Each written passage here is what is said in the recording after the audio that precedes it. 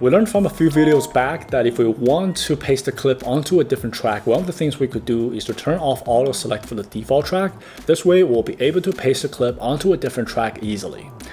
However, one of the problems that could happen when we do this is that the audio part of the clip could get pasted onto a track that wasn't mapped properly for the audio clip.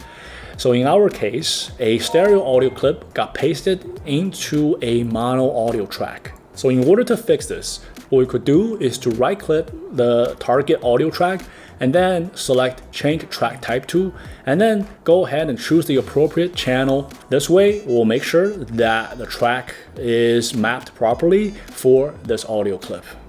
Now, what if we don't want to change the audio track type? Well, one alternative could be to turn off auto select for all the current audio tracks. And this way, when we go ahead and paste this clip, the audio part of this clip will get pasted onto a brand new track where you can either change the track type or leave it the way it is. Another alternative would be to only turn off auto select for the video track. So if we go ahead and paste this clip right now, our audio clip will remain in its current track and only the video clip will get pasted onto a different track. So I hope this helps, guys, and I will see you next time.